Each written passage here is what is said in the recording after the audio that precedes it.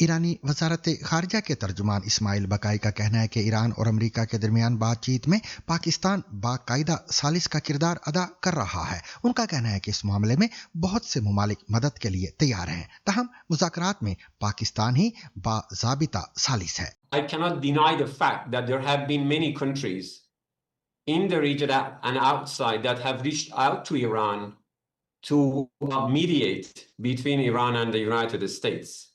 انہوں نے ایک ٹیلی ویژن انٹرویو کے دوران کہا ہے کہ اگر مذاکرات کے انعقاد کا فیصلہ ہوتا ہے تو ہم اس بارے میں باضابطہ طور پر سب کو مطلع کریں گے. ایرانی وزیر خارجہ عباس اراغچی کے حالیہ دورہ روس اور صدر ولادیمیر پوتن سے ملاقات کا حوالہ دیتے ہوئے اسماعیل بقائی کا کہنا تھا کہ اسٹریٹجک پارٹنرشپ معاہدے کے تحت ایران اور روس کے درمیان سیاسی، سیکیورٹی اور معاشی شعبوں میں وسیع تعاون موجود ہے. ان کا مزید کہنا تھا کہ موجودہ حالات میں ایران مختلف ممالک کے ساتھ بات چیت کر کے اپنے موقف کی وضاحت کر رہا ہے. وزارت خارجہ کے ترجمان نے مزید کہا کہ روس اور چین کے ساتھ اس سفارتی تعاون کے نتیجے میں ایران اقوام متحدہ کی سلامتی کونسل میں ان کے بقول خطے کے بعض ممالک کی شرپسندانہ کارروائیوں پر قابو پانے میں کامیاب رہا ہے.